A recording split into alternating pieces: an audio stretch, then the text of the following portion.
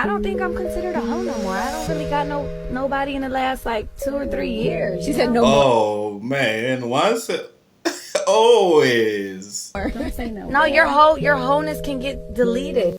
This is why real high value men will go after single moms. Don't fight me on this because I'm a living proof. Not in my own life, but somebody that I know. A high value man knows his value and his worth and what he brings to a woman.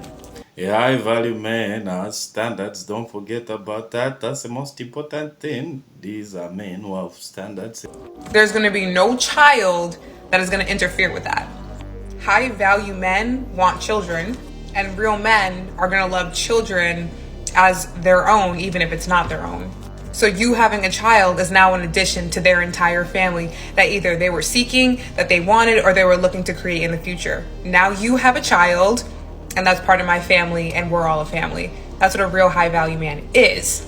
So if you ever hear a guy saying like, oh, you have a child, or, oh, I don't want nothing to do with that, that means one, they're not gonna love your child, and they're just looking at you as a piece of meat, not as their family.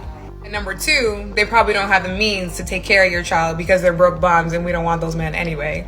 Now, mind you, I'm talking like I'm a single mom, but I know a lot of single mothers. And it doesn't always happen because you're irresponsible. It can literally happen.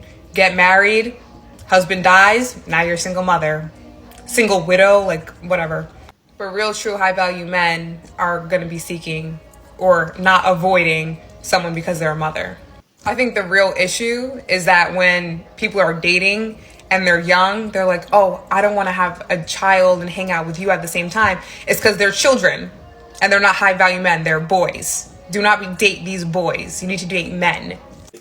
Oh, so now she's trying to attack the guys that will say no to somebody that has a kid. And she's calling those men not to be high value, but for them to reach the level where they are at, they are guys that were able to say no.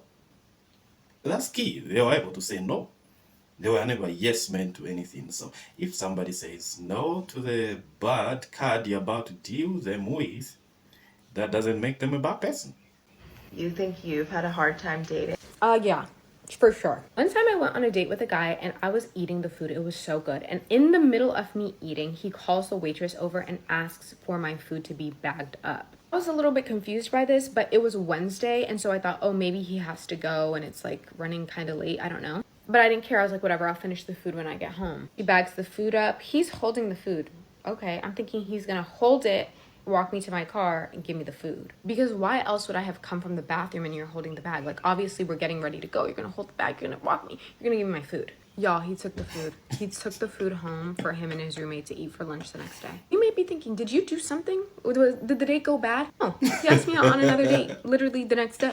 Also, after, like before we got to the car, he also asked me if I wanted to go get boba, and then I said yes, and that I wanted a taro boba, and I went to go sit down, and then he got one boba. It was not a taro boba, and then drank the whole thing in front of me. So, yeah, I do think dating's not going that well for me. Thanks for asking. Stop going out on every single day just for the sake of going out and having free food and all this kind of stuff.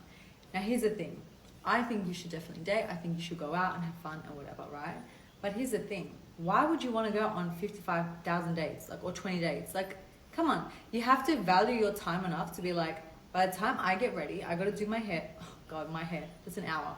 Oh, my gosh. Okay? I think of things like this. Like, this all takes time, right? And money. And I got to make sure I look good all the time. But if you want to take me out on a date, that's a privilege. So how am I going to just be like, oh yeah, let's go out? No, you want to make sure that you're speaking to a guy first, that you even have good banter. Call him. Oh my God, ladies, be on the phone to a guy before you go out, because if you can't talk to them, what's the point of going out on a date? You're just going to stare at each other? That's so weird. You want to have a little chat, make sure that you even like them talking via text and on the phone, and then you go out and you already kind of get the flow. This whole independent woman, I don't need a man narrative is getting kind of boring now. It's like, yes, I get it. We can do things on our own, but the thing is, it's like, why Tell are we me about the it. value that a man Tell can bring to the me table? about That's it. like men saying that they don't need women and women don't bring any value. But the thing is, it's like we each bring things to the table that benefit each other somehow. Like for me, in my marriage with my husband, he leads, he protects, he provides, and I enjoy nurturing and I love helping him and supporting him in everything that he does. And if I could, I would 100% stay at home full time, maybe work part time if we really had to, and have a family and be glad doing that. There's nothing wrong with having those desires, but it's like we keep lying and saying that we don't need men and men are trash and men are whatever. But when you have a good man, it actually changes your perspective on that. And you actually enjoy doing the things that people call oppressive as a woman. Like, I love to serve my husband. I don't care what anyone says. A lot of women are struggling when it comes to dating because a lot of men have acquired standards. And I was trying to explain this concept without upsetting a lot of people. Then I saw this video that's made by this lady. I'll try and tag her on this video. And she was going on about the fact that, high value women in their 40s and 50s, contrary to popular belief, are actually marrying quite well. They're marrying men with money, they're marrying high value men. So she was debunking the whole thought that you should marry young in order for you to live happily ever after. She was making examples of all these men, of these high value women who've married high value men. And then also I was thinking about some articles I read a couple of years ago, and it was around the Mrs. and the PhD, and also that marriage is for the affluent. And basically articles were saying that they're finding that the data is showing that the more highly educated a woman is, the more likely she is to get married. And the fact that a lot of people are more likely to marry, men are more likely to marry their peers. Meaning that women they met in college, in university, a lot of these studies were based on American participants. And then I was like, okay, I'm going to bring in my theory. And what I realized was that the narrative in the market is that women asked men to step up, become better lovers, become, just better people in society, stop violating us, abusing us, show up better for us.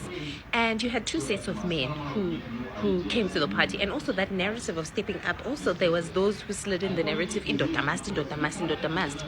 So when women started demanding and having high standards, men took a step back and said, okay, we'll have high standards too, right?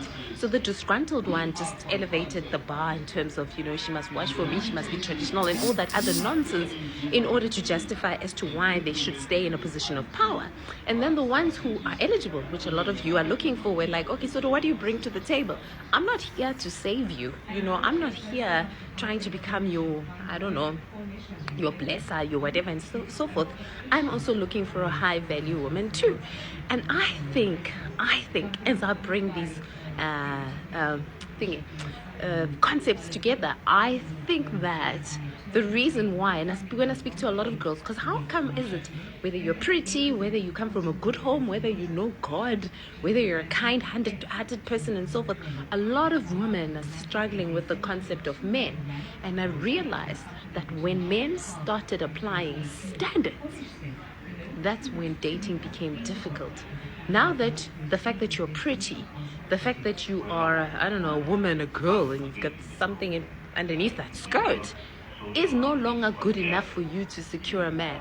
The thing is, a lot of women have never prioritized self-development when it comes to dating, right? I just needed to show up just because I'm pretty, just because I give it like a snake or something like that, just because a lot of women have never had to apply self-development principles in order to apply to secure a good partner.